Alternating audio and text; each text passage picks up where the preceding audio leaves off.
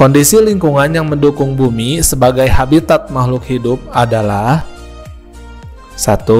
Suhu relatif tidak ekstrim. 2. Kondisi atmosfer yang homogen. 3. Air dalam bentuk cair. 4. Relief cenderung rata.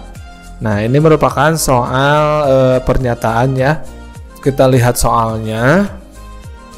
Kondisi yang mendukung bumi sebagai habitat makhluk hidup. Oke, kita lihat pernyataannya. Pernyataan nomor 1, suhu relatif tidak ekstrim. Nah, apakah ini mendukung untuk sebagai habitat makhluk hidup? Jawabannya benar. Di mana suhu yang tidak ekstrim akan mendukung terbentuknya habitat makhluk hidup yang lebih baik. Sebagai contoh, jika kita bandingkan antara daerah tropis dengan daerah gurun, di mana daerah tropis relatif memiliki suhu yang hangat, sehingga makhluk hidup yang ada cukup beragam ketimbang makhluk hidup yang ada di daerah gurun.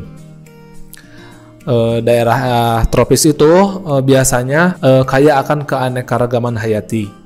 Sementara kalau misalkan di daerah gurun, seperti kita ketahui, sangat minim flora maupun fauna, karena flora dan fauna yang hidup di sana hanya mereka yang mampu beradaptasi dengan lingkungan yang ekstrim.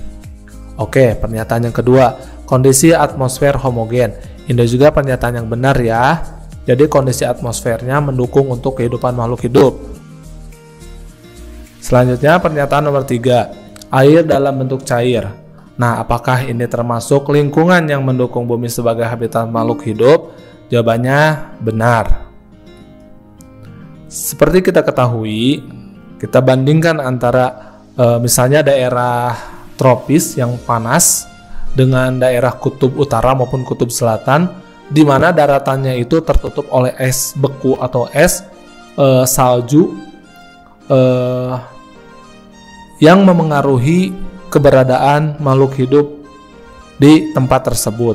Sementara di daerah panas seperti tropis yang airnya itu relatif cair, tidak tertutup es, baik daratan maupun lautannya, maka keragaman hayati lebih banyak ketimbang di daerah kutub utara maupun kutub selatan. Mungkin seperti itu contohnya.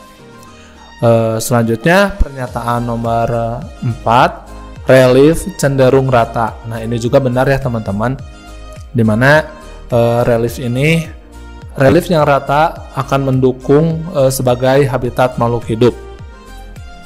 Berbeda dengan relief-relief terjal dan curam ya. Kalau misalkan kita bandingkan di daerah lereng-lereng curam dan sebagainya, itu akan lebih minim tumbuhan ketimbang di daerah yang lebih datar. Seperti kalau di daerah datar itu kan ada hutan, ada sabana, ada stepa dan sebagainya. Jadi untuk soal nomor 11 ini semua pernyataannya benar. Jadi jawabannya adalah E.